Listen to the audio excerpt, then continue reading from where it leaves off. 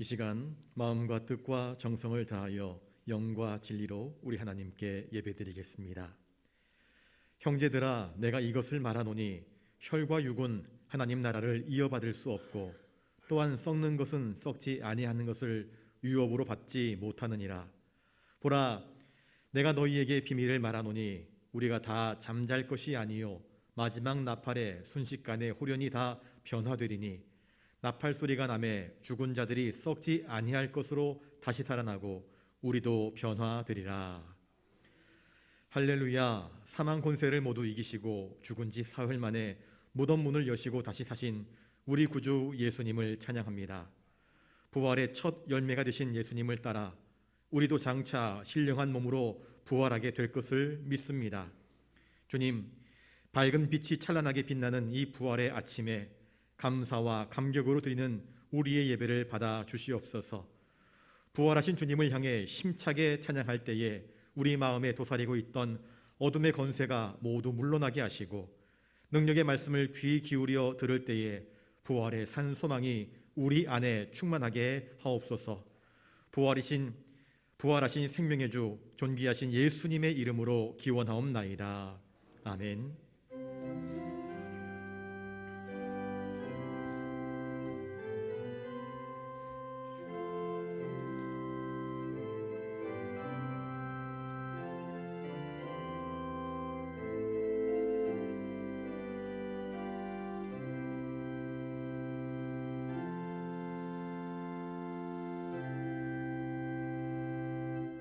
교동문 133번입니다. 하나님께서 그를 사망의 고통에서 풀어 살리셨으니 우리 주 예수 그리스도로 말미암아 우리에게 승리를 주시는 하나님께 감사하노니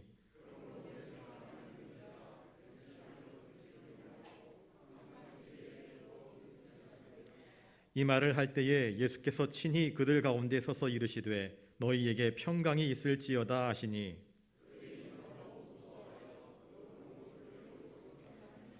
예수께서 이르시되 어찌하여 두려워하며 어찌하여 마음에 의심이 일어나느냐. 영은 살과 뼈가 없으되 너희 보는 바와 같이 나는 있느니라.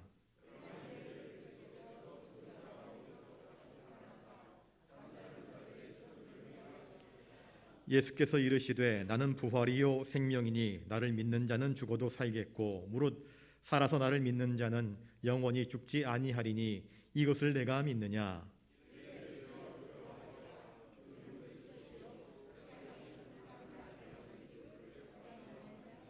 아멘. 죽은 자를 살리시며 없는 것을 있게 하시고 무에서 유를 창조하신 전능하신 아버지 하나님, 부활의 아침에 저희들의 믿음이 부족했음을 고백합니다. 그리스도께서 죽은 자 가운데서 다시 살아나셨다는 소식을 듣고서도 죽은 자가 어찌 사느냐며 믿지 못했던 제자들처럼 부활의 주님을 온전히 신뢰하지 못하기에 이 세상을 향한 욕망에 빠져 먹고 마시며 방탕과 쾌락에 몸을 맡기며 살았습니다. 하나님보다 세상의 것을 더 사랑했기에 진리의 길, 의로운 선택을 포기할 때가 많았고 육의 생각에 빠져 썩어질 세상의 부와 명예만을 얻고자 부단히 힘썼습니다. 주님, 이 모든 어리석음을 용서하시고 세상을 향한 욕망에 물들어버린 우리의 마음에 부활의 신앙을 회복시켜 주시옵소서. 그리하여 이제부터는 흔들림 없이 견고하게 부활 신앙을 붙잡고 더욱 주님이 기뻐하시는 거룩한 일에 힘쓰는 자들이 되게 하여 주시옵소서. 우리의 죄를 위하여 친히 십자가에 달려 죽으셨으나 사망 권세를 이기시고 부활하신 생명의 주 예수님의 이름으로 이 고백의 기도를 드리옵나이다. 아멘. 이제 하나님과 나만이 알고 있는 죄를 놓고 침묵 가운데에서 참회의 기도를 계속 드리겠습니다.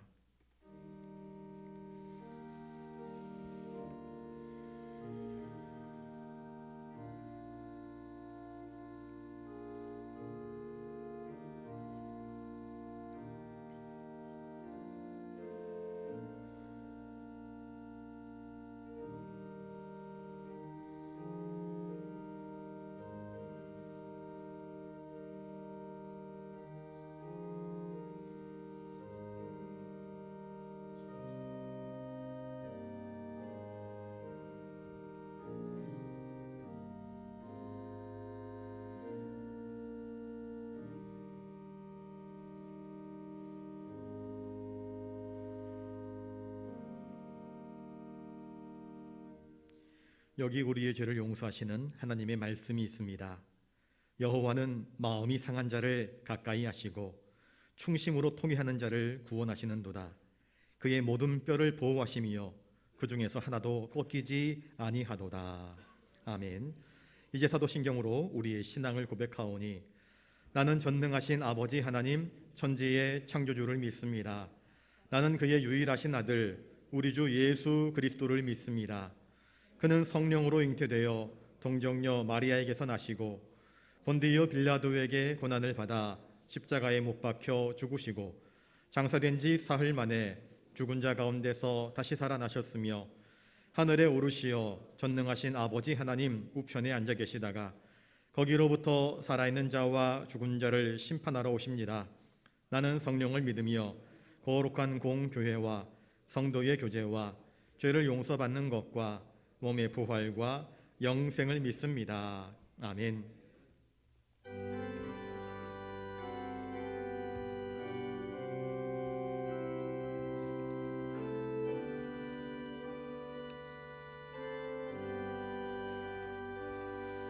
큰 영광 중에 계신 주 나 찬송합니다. 영원히 계신 주 이름 나 찬송합니다. 한없이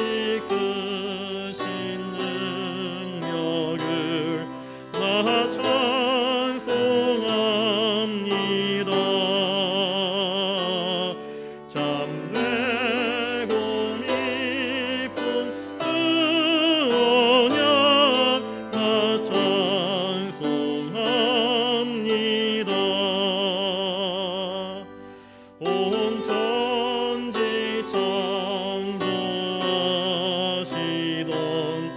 그 말씀 힘이 있어 영원히 변치 않는 줄 나 믿사옵니다.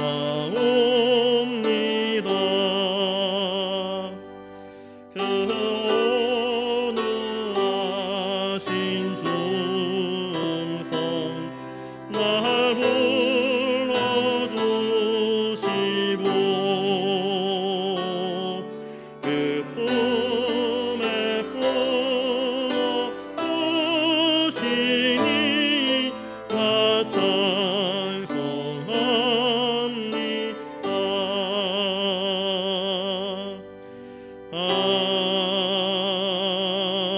아멘.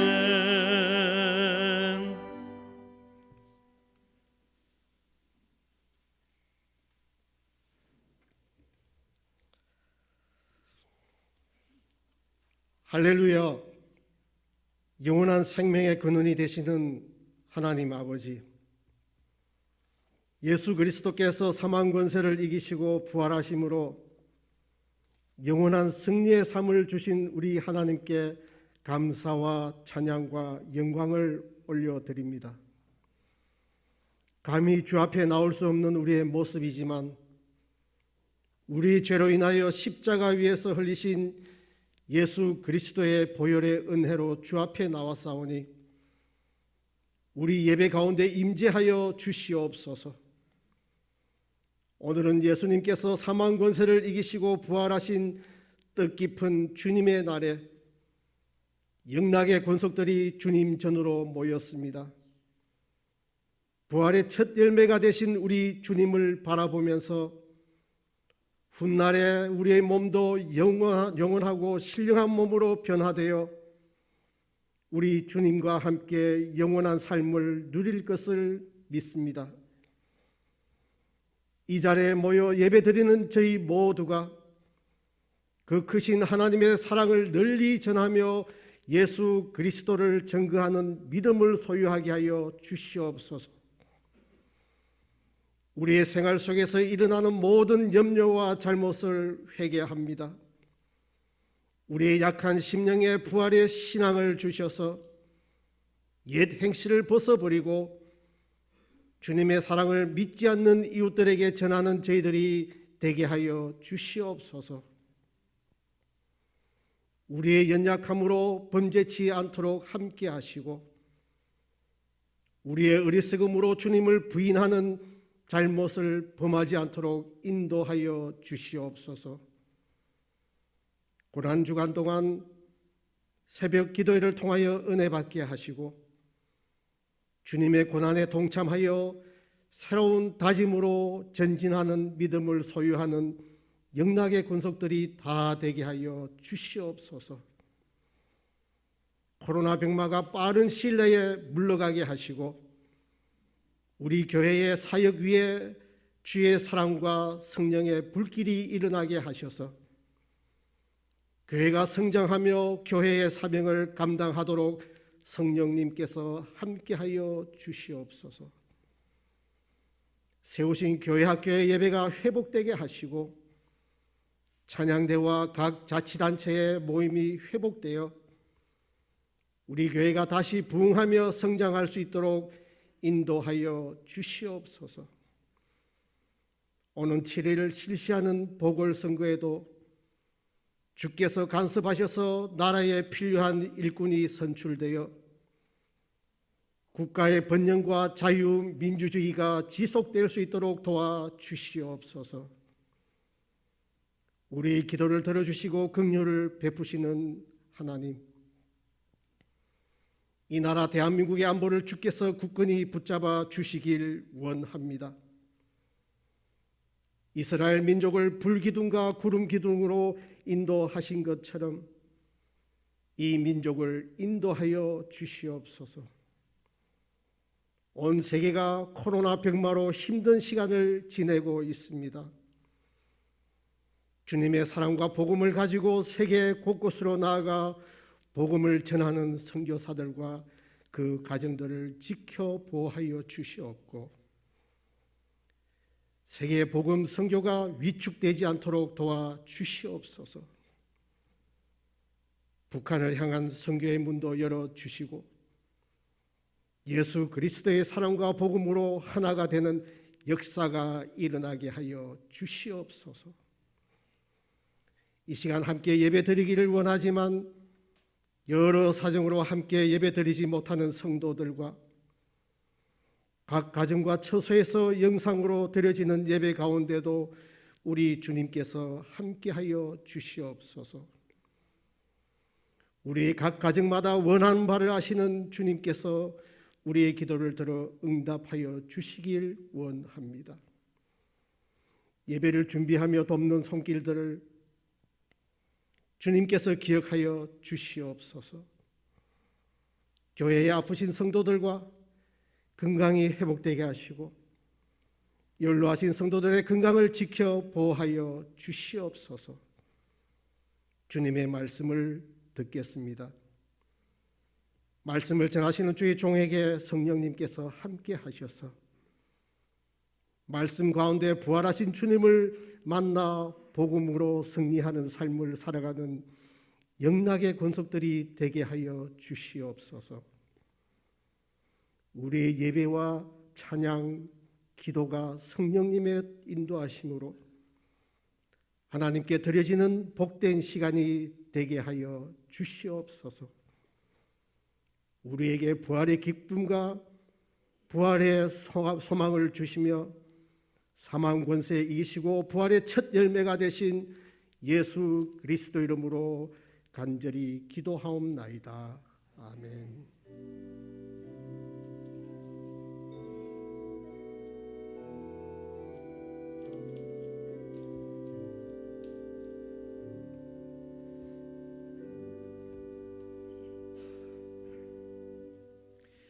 이 시간 하나님께서 우리에게 주시는 말씀은 신약성경 고린도전서 15장 1절로 8절까지 말씀입니다. 신약 281면에 있습니다. 제가 말씀을 받도록 읽을 때에 하나님의 귀한 음성을 들으실 수 있기 바랍니다. 형제들아, 내가 너희에게 전한 복음을 너희에게 알게 하노니 이는 너희가 받은 것이요 또 그 가운데 선 것이라. 너희가 만일 내가 전한 그 말을 굳게 지키고 헛되이 믿지 아니하였으면 그로 말미암아 구원을 받으리라. 내가 받은 것을 먼저 너희에게 전하였노니 이는 성경대로 그리스도께서 우리 죄를 위하여 죽으시고 장사 지낸 바 되셨다가 성경대로 사흘 만에 다시 살아나사 게바에게 보이시고 후에 12 제자에게와 그 후에 500여 형제에게 일시에 보이셨나니 그 중에 지금까지 대다수는 살아있고 어떤 사람은 잠들었으며 그 후에 야고보에게 보이셨으며 그 후에 모든 사도에게와 맨 나중에 만삭되지 못하여 난 자와 같은 내게도 보이셨느니라. 아멘.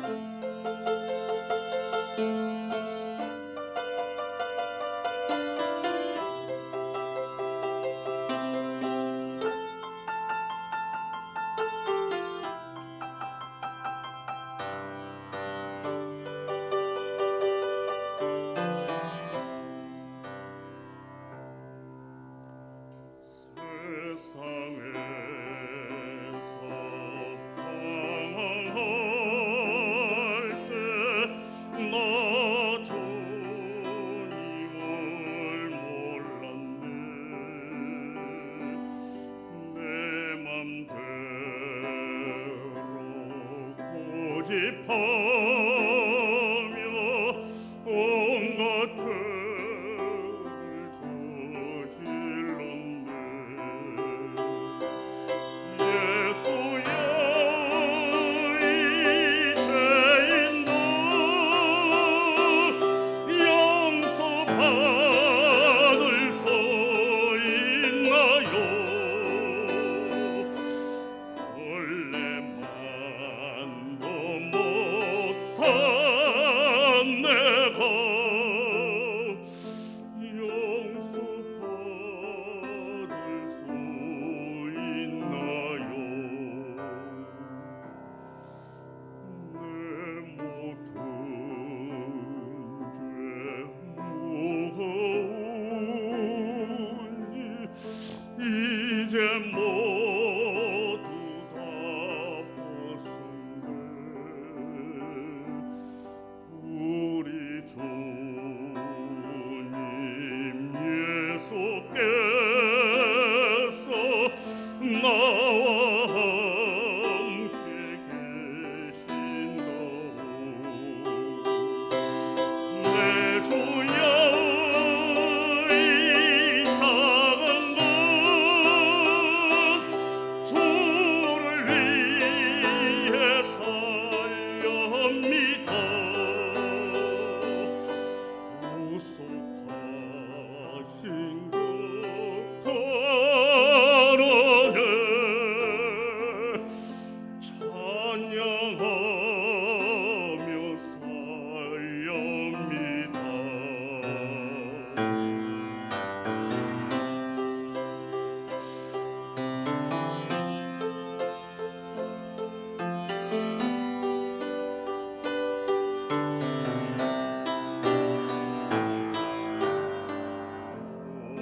올라오신 그 사랑 주 커피 흘려주셨네. 나의 모든 허물 인하여 지셨네. 십자가 날 위해 지셨네. 놀라운 그 사랑 십자가 지셨도다. 놀라운 그 사랑 주의 놀라운 그 사랑.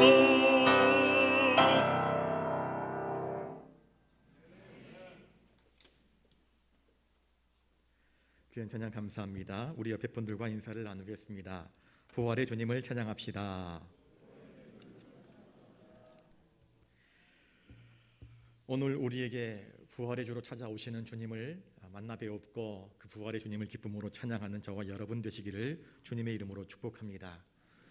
고린도전서 15장은 부활장이라 하는 별명을 가지고 있습니다. 당시 고린도 교회 안에는 헬라 철학의 영향을 받아서 예수 그리스도의 부활을 믿지 않는 자들이 있었습니다.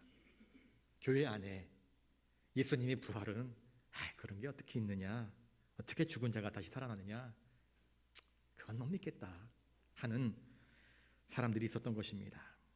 그런데 이것은 그리스도의 대속의 십자가와 그리고 부활을 믿지 않는 이것은 기독교의 신앙의 토대, 기초를 완전히 뒤흔드는 문제였기 때문에 바울은 이것을 굉장히 중요하게 여겼습니다. 그래서 15장에서 특별히 부활에 관련된 문제를 집중적으로 다루고 있는 모습을 우리에게 보여주고 있습니다. 우리 1절 말씀을 같이 한번 읽어보겠습니다. 1절입니다. 시작.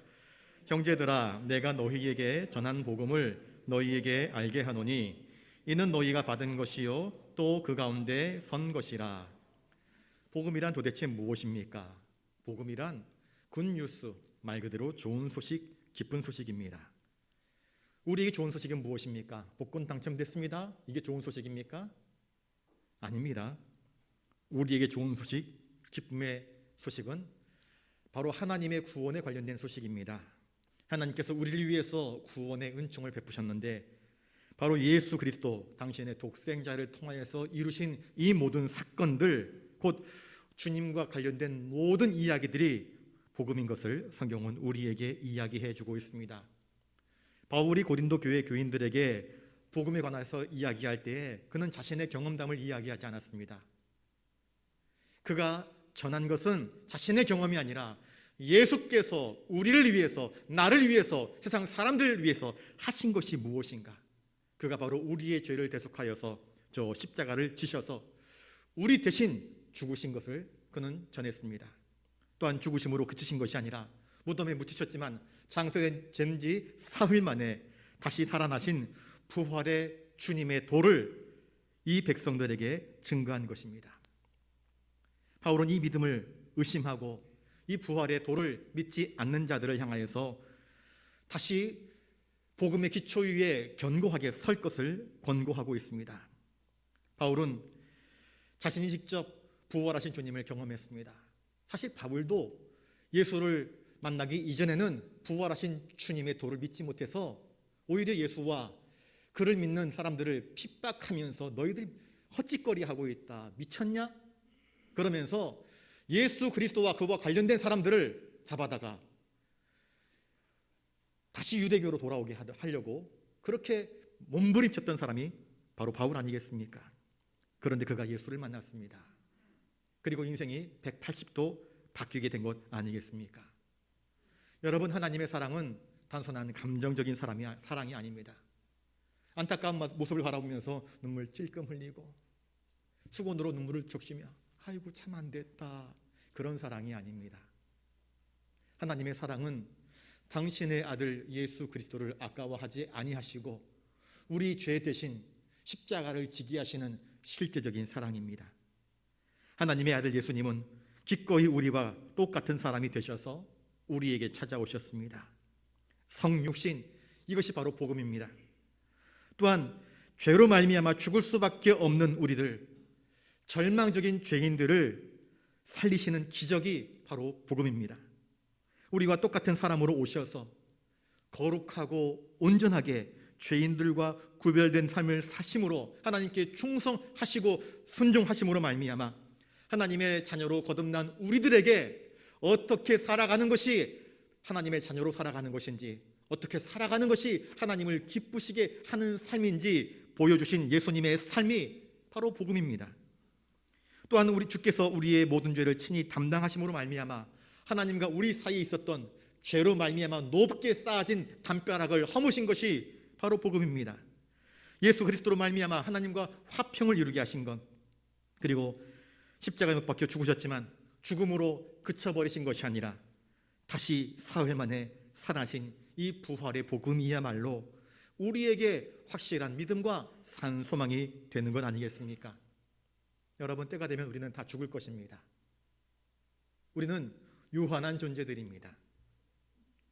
그런데 우리가 죽고 장사될 것이지만 하나님께서 예정하신 그때에 더 새롭고 영광스러운 몸으로 우리가 변화되어 다시 살아나게 될 것을 우리는 확신하지 않습니까? 이것이 바로 부활의 복음입니다. 많은 사람들이 미래를 대비합니다.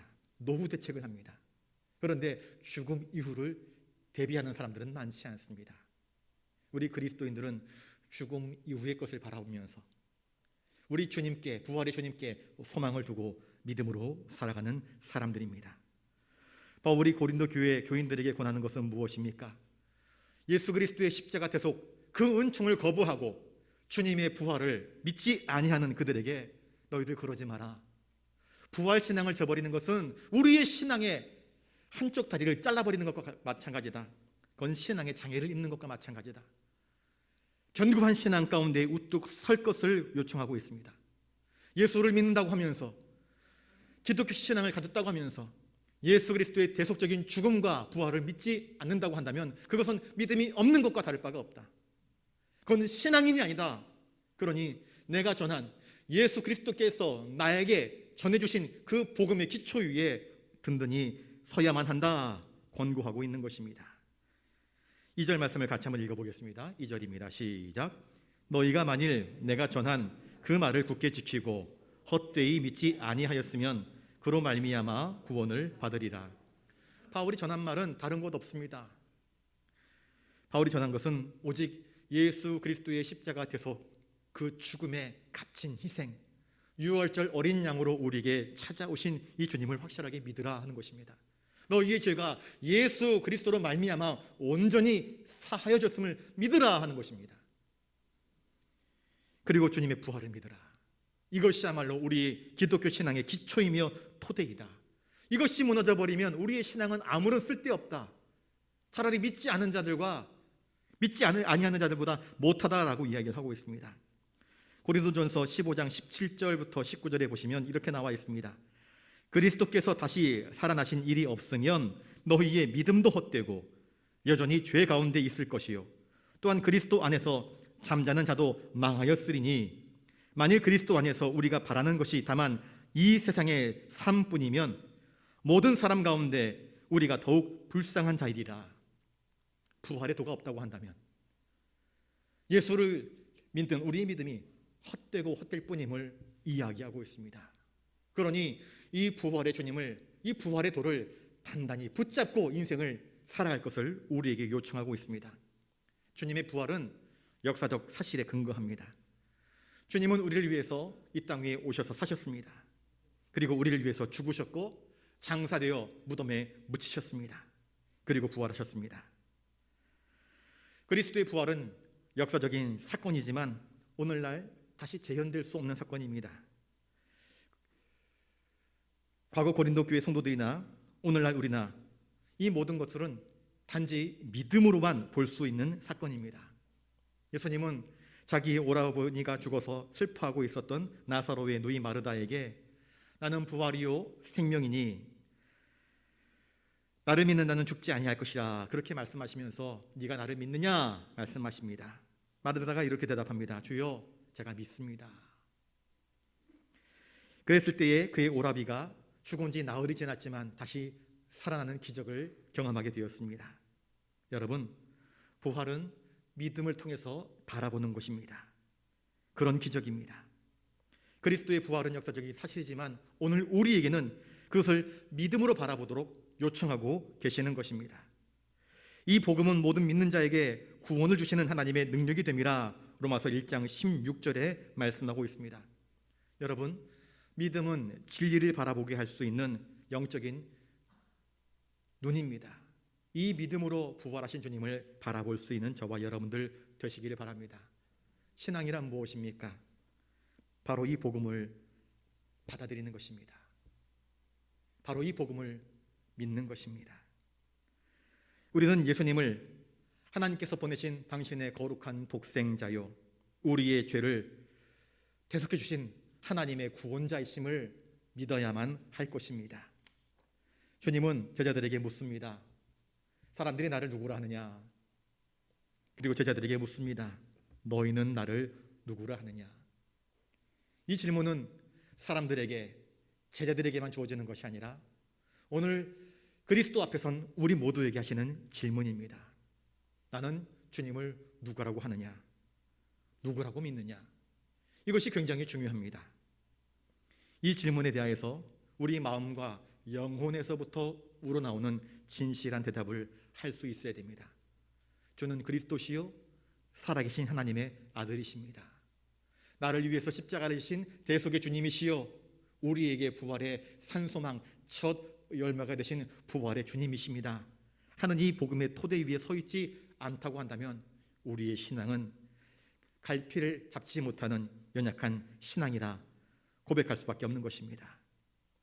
이 복음을 받아들여서 예수 그리스도를 나의 구주로 영접할 때에 우리는 그리스도 안에서 하나님 앞에 나아갈 때에 의로운 자로 설 수 있게 되는 것입니다. 주님은 예수 그리스도 안에 있는 자에게 결코 정죄함이 없다 말씀하십니다. 예수 그리스도 안에 있는 자만이 마지막 날 하나님의 심판대 앞에 나아가게 될 때에 의로움과 당당함으로 하나님께 나아갈 수 있는 것 아니겠습니까? 3절 말씀을 같이 읽겠습니다. 3절입니다. 시작. 내가 받은 것을 먼저 너희에게 전하였노니 이는 성경대로 그리스도께서 우리를 위하여 죽으시고. 바울이 전한 복음은요, 바울이 작가적인 상상력을 가지고 예수님은 이런 분이실 거야, 자기가 또 들은 이야기를 가지고 거기다가 상상력을 보태가지고 예수님은 예수님이시라면 이렇게 말씀하셨을 거야, 그렇게 창안해낸 복음이 아닙니다. 바울은 내가 받은 것은 예수 그리스도로부터 받은 것임을 말씀하고 있습니다. 갈라디아서 1장 2절에 보시면은요, 내가 사람에게 배운 것도 아니다, 사람에게 받은 것도 아니다, 오직 나에게 나타나신 예수 그리스도의 계시로 말미암아 이 복음을 전하는 것임을 이야기하고 있습니다. 바울은 다메섹 도상에서 한낮에 자기에게 나타나셨던, 그래서 사울아 사울아 어찌 네가 나를 핍박하느냐 하시면서 자기에게 말씀하시는, 자기의 양심을 찌르는 주님의 날카로운 음성을 들었습니다. 그리고 고꾸라져 엎드려 회개하지 않습니까? 그의 회심은 자기도, 그리고 자기를 따르던 그 많은 사람들도 누구도 상상하지 못했던 갑작스러운 일이었습니다. 그 사건은 너무나 일방적인 하나님의 은총이었습니다. 바울은 이렇게 주님의 은혜로, 주님의 계시대로 받은 이 복음을 이 고린도 교회 교인들에게 생생하게 전해 주었던 것입니다. 그리스도의 죽음이 성경대로 이루어졌다 하는 것은 과연 무슨 뜻일까요? 하나님은 창세기에서 여자의 후손이 뱀의 머리를 상하게 할 것이다, 그렇게 말씀하셨습니다. 그 약속이 예수 그리스도 안에서 이루어진 것입니다. 피 흘림이 없이는 죄사함이 없다 말씀하셨는데, 바로 예수 그리스도께서 우리를 대신하여서 피 흘리심으로 말미암아 우리의 죄값을 사하신 것입니다. 예수 그리스도의 죽음은 바로 이 성경이 말씀하시는 대로 온전히 우리에게 이루어진 하나님의 구원 사건임을 설명하고 있습니다. 그는 실로 우리의 질고를 지고 우리의 슬픔을 당하였거늘 여호와께서는 우리 무리의 죄악을 그에게 담당시키셨다. 주님은 우리의 죄 때문에 친히 나무에 달려 그 몸으로 우리의 모든 죄를 담당하셨다. 이사야 53장에서 이야기하고 있는 이 모든 예언들이 예수 그리스도의 십자가 죽으심으로 말미암아 온전히 이루어진 것입니다. 그는 죽을 만한 어떤 죄를 짓지 아니하였지만 우리 대신 우리의 죄를 위하여 성경대로 죽으신 것입니다. 하나님의 기름 부음을 받은 메시아, 하나님의 의로운 순전한 종으로서 우리를 위하여서 죽으신 주님의 죽음은 한낱 평범한 죽음이 결코 아니라 그의 죽음은 우리의 죄를 대속하기 위한 거룩한 희생양으로서의 죽음인 것을 우리는 기억해야 할 것입니다. 4절 말씀을 같이 읽습니다. 시작. 장사 지낸 바 되셨다가 성경대로 사흘 만에 다시 살아나사. 3절에서는 성경대로 죽었다, 4절에서는 성경대로 다시 살아났다, 그렇게 말씀을 하고 있습니다. 예수님은 십자가 위에서 죽으셨습니다. 죽은 척한 것이 아닙니다. 어떤 좀 치우친 편향된 신학자들은 예수님이 죽은 척했다, 기절했다, 졸도한 것이다. 실제로 죽은 것이 아니라 그렇게 이야기를 합니다. 여러분, 그런 사람들의 이야기에 넘어가지 않기를 바랍니다. 죽지 않았다면 왜 무덤에 들어갔을까요? 예수님의 대적들이 가만히 있었겠습니까? 그의 죽음을 확인했기 때문에 예수의 시체를 무덤에 묻은 것 아니겠습니까? 예수님은 실제로 죽으셨습니다. 그리고 무덤에 갇히셨습니다. 그리고 돌로 임봉해버리지 않습니까? 아무도 그 시체를 훔쳐가지 못하도록 돌로 임봉하고 병사들을 세워서 지키지 않았습니까? 그런데 주님은 성경에 기록된 대로 우리의 죄를 위하여 죽으시고 장사되었다가 사흘 만에 다시 살아나셨습니다. 주님께서 다시 살아나신 것은 그가 단순한 인간이 아니라 영원한 하나님의 아들이신 것을 증명하는 그러한 놀라운 은혜입니다. 사도 바울은 반복해서 성경대로라는 말씀을 이야기하고 있습니다. 이 부활 역시 마찬가지로 예고된 하나님의 약속인 것을 말씀하고 있습니다. 시편 16편 10절에 이는 내 영혼을 수월에 버리지 아니하시며 주의 거룩한 자를 멸망시키지 않으실 것임이니이다 라고 이야기를 하고 있습니다. 그리스도의 신성을 드러낸 사건이 바로 이 주님의 부활 사건입니다. 그리스도의 부활은 주님께서 친히 모든 사망 권세를 넉넉히 이기시고 부활의 첫 열매로 승리하셨음을 우리에게 보여주는 사건입니다.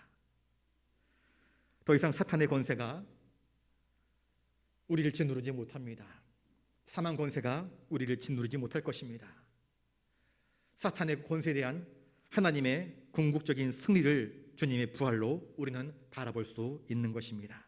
그리고 이 주님의 부활은 예수 그리스도를 믿는 우리 모든 성도들에게 너희들도 역시 마찬가지로 나를 믿고 나를 따를 때에 이 부활의 기쁨과 감격에 동참하게 될 것임을 보증하는 주님의 약속이기도 합니다. 이 모든 것은 성경대로 이루어진 놀라운 사건입니다. 자, 그렇다면 부활하신 예수님을 목격한 사람들은 과연 누구일까요? 우리 5절 말씀을 같이 한번 읽어보겠습니다. 5절 시작. 게바에게 보이시고 후에 12 제자에게와. 부활하신 후 예수님께서는 맨 먼저 여인들이 찾아가지 않습니까? 빈 무덤을 찾아가지 않습니까? 여인들에게 보이십니다. 그리고 제자들에게 나타나십니다. 그리고 엠마오로 가던 두 제자들에게 나타나셔서 말씀하십니다. 주님은 자신의 부활한 모습을 보이셨습니다. 그리고 후에는 500여 형제와 최종적으로는 사도 바울이 고백하기로 자신에게도 나타나 보이셨다, 그렇게 말을 하고 있습니다. 주님의 부활은 부활하신 예수님을 목격한 수많은 목격자들에 의하여서 증거되어지고 확인되어지고 있습니다. 부활 이후에 주님은 자신을 가장 잘 아는 제자들에게 나타나셔서 주님의 부활이 가짜가 아님을 보여주셨습니다. 의심하여 믿지 못하는 도마에게 내 상처에, 내 상흔에 손가락을 넣어서 찔러보고라도 믿으라 라고 요청하셨습니다. 구약에서는요, 두 사람 이상의 증인이 없으면 그 증거가 무효다, 그렇게 이야기합니다. 그러나 두세 사람의 증인이 있으면 그것이 진실하다라고 인정을 합니다. 주님의 부활의 목격자는 한두 사람이 아니었습니다. 수많은 사람들이 주님의 부활하신 모습을 직접 보았습니다. 주님의 부활이 신화이거나 혹은 꾸며낸 상상이라고 한다면 제자들이 부활하신 주님을 위해서 목숨을 바쳐 순교할 까닭이 전혀 없습니다. 그 순교는 어리석은 순교가 아니겠습니까? 그 죽음은 말 그대로 개죽음이 아니겠습니까? 제자들은 부활하신 주님을 보았습니다. 그러므로 주님의 약속을 믿고 주님의 복음 전파의 사명을 감당하기 위하여서 그 어떤 세상의 핍박과 어려움을 두려워하지 아니하고 마침내 주님처럼 자신의 목숨을 거룩한 하나님의 영광을 위하여서 기꺼이 내어놓을 수 있었던 것입니다. 왜냐하면 그들이 부활하신 주님을 직접 보았고 그 은총을 체험했기 때문입니다. 우리 6절 말씀을 같이 보겠습니다. 6절입니다. 시작. 그 후에 500여 형제에게 일시에 보이셨나니 그 중에 지금까지 대다수는 살아있고 어떤 사람은 잠들었으며. 주님께서 부활하신 이후에 제자들에게 나타나신 이유는 과연 무엇일까요? 주님은 부활하신 이후에 승천하기까지 약 40일 동안 여러 사람들에게 부활하신 자신의 모습을 나타내 보이셨습니다. 특별히 500의 형제들에게 나타나셨다 하는 말씀은 이 고린도전서 15장에만 나타나고 있습니다. 주님은 총 11번의 출현 사건이 성경에 기록되어지고 있습니다. 왜 주님께서 부활하신 몸을 가지고 제자들에게 나타나셨을까요? 부활하신 주님은 제자들을 다시 불러 모으셨습니다. 낙심하고 절망하고 의기소침하고 생의 의지를 잃어버리고 더 이상 어떻게 살아가야 할지 알지 못하는 이 제자들에게 찾아와 주셨습니다. 그리고 다시 그들에게 사명을 주셨습니다. 그들을 부르셨습니다. 그리고 그들에게 이 부활의 도를 증거하는 믿음의 증인이 될 것을 요청하십니다. 여러분, 그리스도의 사람들은 주님의 이 십자가의 도를 증언하는 증인들이 되어야 할 것입니다. 단순한 메신저, 편지만 갖다 날라주는 우체부가 아니라 이 부활의 도를 힘있게 증거하는 복음의 증인이 되라고 주님은 이 부활하신 몸을 이끌고 제자들에게 사람들에게 친히 나타나신 것입니다. 그 중에 지금까지 대다수는 살아있고 어떤 사람은 잠들었으며 그렇게 표현되어 있는데, 예수 그리스도의 부활을 목격한 사람들 중에서 사도 바울이 이 말씀을 쓸 때에 대다수는 살아있지만 어떤 사람들은 잠들었다 하는데, 그 잠든 사람들 가운데 한 사람이 바로 스데반입니다. 스데반이 복음을 증거하다가 돌에 맞아 죽지 않습니까? 그 사건의 현장에 누가 있었습니까? 사도 바울이 있었습니다. 그가 사울이라고 하는 이름을 가지고 있었을 때에 사람들이 스데반을 돌로 쳐 죽일 때에 겉옷이 거추장스러우니까 돌을 힘껏 날리지 못하니까 그 겉옷을 맞고 있었던 사람이 사울이었습니다. 그런데 바울은 뭐라고 이야기하고 있습니까? 어떤 사람은 잠들었다, 그렇게 이야기를 하고 있습니다. 스데반의 죽음을 죽음이라 이야기하지 않고 잠들었다 표현하고 있습니다. 주님은 야이로의 딸에 대하여서 말씀하실 때에 이 소녀가 죽지 않고 잔다라고 말씀하십니다. 죽은 나사로를 향하여서 주님은 우리의 친구 나사로가 잔다, 그렇게 말씀하셨습니다. 여러분, 이 말씀은 주님의 말씀을 믿고 따르는 모든 사람들에게 해당되는 말씀이기도 합니다. 믿음의 성도가 죽을 때에 그것은 죽은 것이 아니라 자는 것입니다. 죽음은 우리 믿음의 성도들에게 있어서 끝이 아니라 오히려 이 세상의 모든 무거운 짐과 수고로부터 노임을 받는 참된 자유와 해방이며, 우리 그리스도를 믿는 사람들에게 있어서 그것은 하나님의 품에 안기는 평안이요 쉼인 것을 성경은 우리에게 이야기해 주고 있습니다. 여러분, 우리는 그리스도께서 죽은 자 가운데서 다시 살아나 잠자는 자들의 첫 열매, 부활의 첫 열매가 되신 것을 믿습니다. 그러므로 오늘 주어지는 여러 가지 어려움, 힘든 상황들을 이 부활의 산소망을 가지고 있기 때문에 넉넉히 극복해 나갈 수 있는 것입니다.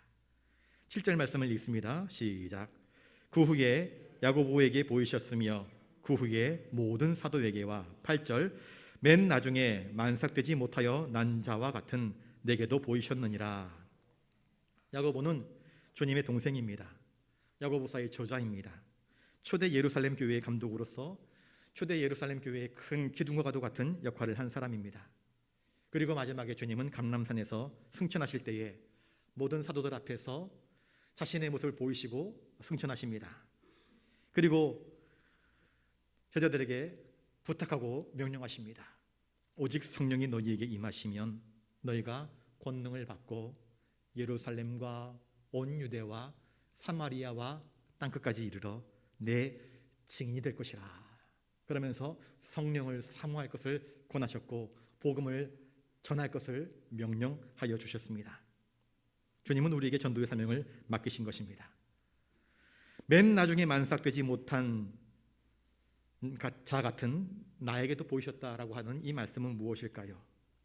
주님께서 부활하신 후 40일 동안 제자들에게 자신의 모습을 보이신 것과 그리고 다메섹 도상에서 예수를 핍박하기 위해서, 예수 믿는 자들을 핍박하기 위해서 그렇게 나아갔던 바울에게 다메섹 도상에서 나타나신 것은 수년간의 차이가 있습니다.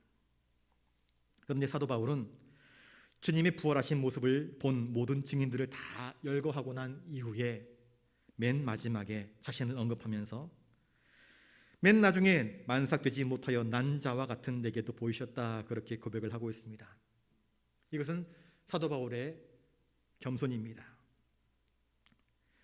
그는 주님과 교회를 핍박하던 자였습니다. 어찌 보면 예수님 보시기에 원수와도 같은 자였습니다. 도저히 은혜 받을 수 없는, 하나님의 치심을 받고 하나님의 징계를 받고 하나님의 심판을 받아 마땅한 자였습니다. 그런데 그가 예수를 핍박하기 위하여서, 예수 믿는 자들을 핍박하기 위하여서 다메섹으로 달려갈 때에 주님께서 그를 부르셨습니다. 그리고 그를 이방인을 위한 택한 사도로 임명하여 주셨습니다. 바울은 감당할 수 없는 예수 그리스도의 큰 은혜를 입은 자였습니다. 그래서 나는 만삭되지 못하여 난 자와 같다 이야기합니다. 다른 사도들은 주님과 함께 3년 동안 공생애를 통하여서 주님으로부터 직접 보고 듣고 배우며 사도가 된 자였지만, 나는 그와 같은 특별한 은총을 입지 못하였지만 맨 나중에 쓸모없는 나를 택하셔서 부르셔서 주님의 일꾼이요 주님의 제자요 주님의 사도가 되게 하신 그 은총을 기억하며 나는 가장 나중에 사도된 자라 그렇게 고백하고 있습니다. 나는 이 사도직에 부르심을 받기에 합당하지 못한 자인데 우리 주님의 일방적인 은총으로 말미암아 죄인 중에 괴수와도 같았던 나에게 이 특별한 직분을 허락하여 주심으로 말미암아 내가 악인 중에서 변화되어 하나님의 성도가 되어 주님께 충성할 수 있었음을 고백하고 있습니다. 그리고 그의 모든 수고는 결코 헛되지 않았습니다. 바울은 고백합니다. 내가 모든 사도보다 더 많이 수고하였다 이야기합니다. 그런데 이것은 자기의 업적, 자기의 공로를 내세우기 위한 고백이 아니었습니다. 이 모든 것은 하나님의 은혜로 된 것이다. 나의 나 된 것은 하나님의 은혜로 된 것이라 고백하면서 오직 주님께만 영광을 돌리고 있습니다. 세례 요한을 기억하십니까? 사람들이 와 그러면서 세례 요한을 따를 때에 세례 요한의 제자들은 어깨에 힘이 들어갔습니다. 좋아했습니다. 그런데 예수님께서 나타나셔서 많은 말씀을 증거하실 때에 세례 요한에게 몰려들었던 사람들이 다 예수에게로 몰려갑니다. 그때 세례 요한의 제자들이 시기합니다. 질투합니다. 도대체 이거 왜 그렇습니까? 하면서 따질 때에 세례 요한이 뭐라고 이야기하는가? 그는 흥하여야 하겠고 나는 쇠하여야 하리라. 그렇게 말씀하면서 우리 주님께 모든 영광을 돌려드립니다. 바울 역시 마찬가지입니다. 자신을 내세우는 것은 다 사라집니다. 그는 자신을 자랑하기를 원치 않습니다. 내가 한 모든 일들은 오직 하나님의 은혜였을 뿐이라 고백하면서 주님께 영광 돌리고 있습니다. 주님의 복음과 은혜만을 자랑하는 모습을 보여주고 있습니다. 말씀의 결론을 맺습니다. 오늘 그러면 복음과 나는 무슨 관계가 있습니까? 여러분, 주님은 구원받은 당신의 거룩한 백성들에게 복음을 전파하라는 특별한 사명을 주셨습니다. 처음에 사도들과 초대교회 교인들은 주님의 이 사명을 제대로 깨닫지 못했습니다. 그래서 예루살렘 교회에 안주해버리고 말았습니다. 그랬더니 어떤 일이 벌어집니까? 사도행전을 보시면 예루살렘 교회에 큰 핍박이 벌어집니다. 그것이 바로 스데반 순교 사건입니다. 그 일로 인하여서 몰려 있었던 예루살렘 교인들이 흩어지게 되었습니다. 그 흩어진 성도들이 온 세계로 나아가 복음을 증거하는 일들을 감당하게 된 것 아니겠습니까? 그리고 그 영향이 오늘날 우리에게까지 미쳐서 대한민국에 이렇게 아름다운 교회들이 많이 세워지게 된 것 아니겠습니까? 이제 저와 여러분들은 이 복음 전파자의 사명을 주님으로부터 받았습니다. 그러니 우리도 믿음의 선조들처럼 복음을 전하는 사역을 잘 감당해야 할 것입니다. 이 복음의 소식은 그저 너만 알고 있어야 할 지식이 아닙니다. 이 복음의 진리는 모든 사람들에게 전해야 할 우리 주님께서 우리에게 맡기신 사명인 것을 기억하실 수 있기를 바랍니다. 누가복음 24장 48절에 너희는 이 모든 일의 증인이라 말씀하십니다. 구원받은 우리 모두는 부활의 증인되어서 예수 그리스도의 십자가가 무엇인지를, 그리고 그 부활의 도가 무엇인지를 세상 사람들에게 전해야 하는 것입니다. 사랑하는 성도 여러분, 부활하신 주님을 바라보면서 복음에 합당한 거룩한 삶을 살 수 있기를 주님의 이름으로 축복합니다. 예수 그리스도의 대속의 십자가와 부활의 이 복음을, 우리를 사랑하시는 하나님의 이 구원의 복음을 세상 사람들에게 힘껏 전하며 오늘도 눈물로 복음의 씨를 뿌릴 줄 아는 믿음의 일꾼들 되시기를 주님의 이름으로 축복합니다. 기도하겠습니다. 거룩하신 주님, 예수 그리스도의 십자가와 부활이 우리를 위한 놀라운 복음인 것을 깨닫습니다. 그 십자가와 부활의 복음을 세상 사람들에게 넉넉히 증거하며 오늘도 밝은 얼굴로 주님의 복음에 합당한 삶을 살아가는 우리가 되게 하여 주시옵소서. 교회에게 위탁하신 이 복음 사명의 아름다운 사역을 잘 감당하여 마지막 날 주님의 심판대 앞에서 칭찬받는 사람으로 살아갈 수 있도록 하나님 우리 성도와 교회들을 붙잡으시고 복내려 주시옵소서. 감사를 드리오며 존귀하신 예수님 이름으로 기도드리옵나이다. 아멘.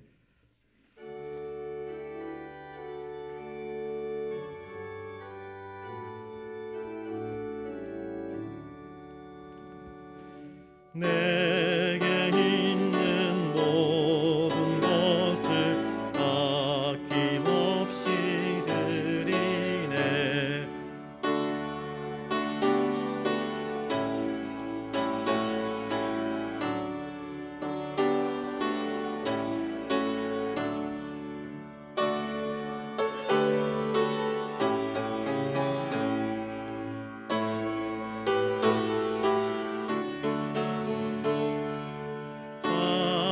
사랑하는 구주 앞에 모두 드리네.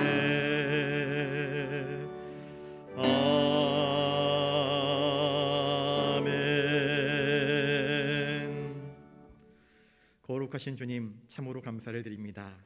이 부활의 아침에 저희들이 주님 앞에 나와 정성껏 예배를 드릴 수 있도록 은총을 허락하여 주시오니 감사를 드립니다. 주님, 우리의 생명은 그리스도의 피값으로 사신 바 되었으니 더 이상 나의 것이 아니라 주님의 것임을 깨닫습니다. 우리의 모든 것이 주님께서 은혜로 베푸신 것들임을 깨닫습니다. 우리의 삶의 자리에서 열심히 땀 흘려 거두어들인 그 아름다운 열매들 역시 주님의 것인 것을 깨닫습니다. 그 중에 10분의 1을 구별하여서 11조 예물로 올려드립니다. 인생을 살면서 감당할 수 없었던 일들이 너무나 많았습니다. 좌절하여 낙심하여 탄식할 때에 주님, 우리의 영혼을 감동시키시사 기도하게 하시고 기도하며 간구할 때에 응답하신 그 놀라운 구원과 은총을 기억하며 다양한 감사의 제목들로 이 시간 예물 올려드립니다. 부산영락교회의 내일을 꿈꾸며 기대하며 비전 예물로 올려드리옵고 주님의 나라의 확장을 위하여서 땅끝까지 이르러 복음이 증거되어지길 원하여서 선교의 예물로 올려드립니다.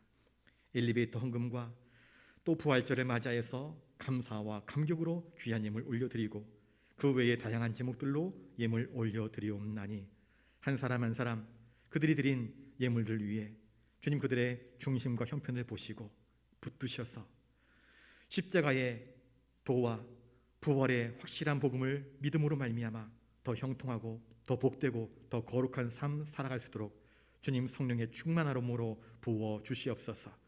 이 모든 예물을 통하여서 주님 영광 받아 주시옵소서. 감사를 드리오며 존귀하신 예수님 이름으로 기도드리옵나이다. 아멘.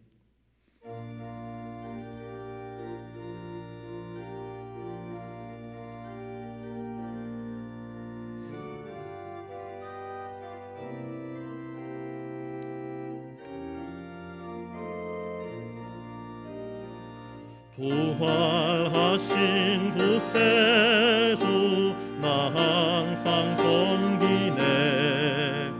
온 세상 조롱해도 주 정령 사셨네. 은혜로운 손길 부드러운 음성 주 예수 나와 함께 늘 계시네.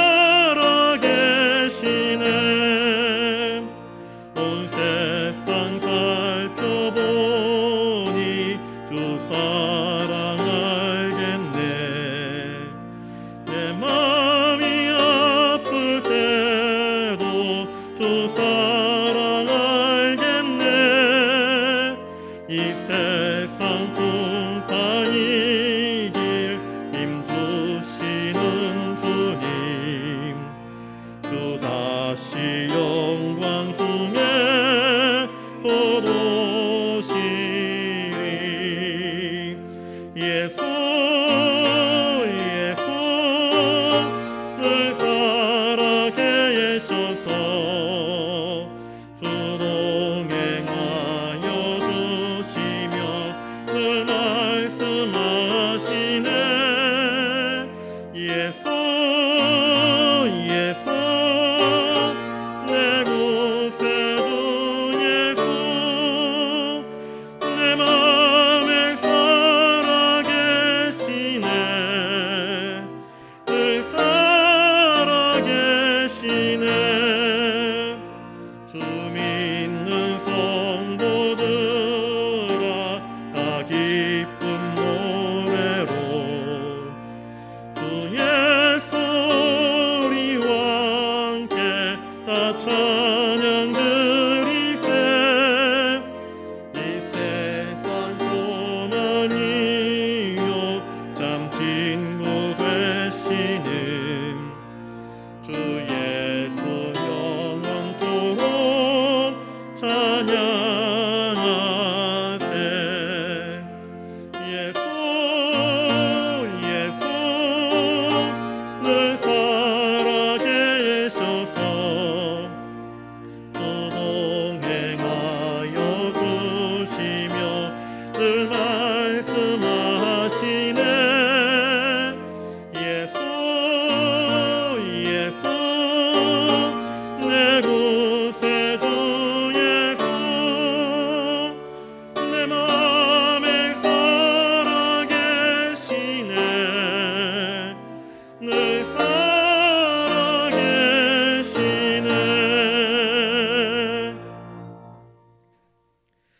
이제는 우리 구주 예수 그리스도의 은혜와 하늘아버지의 놀라우신 사랑하심과 성령님의 감동 감화 역사 교통하심이 우리를 위해서 십자가에서 대신 죽으신 주님, 무덤에 묻히셨지만 다시 사흘 만에 부활하셔서 우리 모든 자들의 부활의 첫 열매 산소망이 되신 주님을 바라보면서 주님을 닮은 자, 주님의 십자가와 부활의 도를 증거하는 자로 살기를 다짐하는 사랑하는 부산 영락교회 모든 믿음의 권속들, 함께 이 자리에 있지 못하지만 영상으로 예배에 참여하는 우리 모든 성도들 머리 위에 이제로부터 영원토록 함께 하옵시기를 간절히 축원하옵나이다.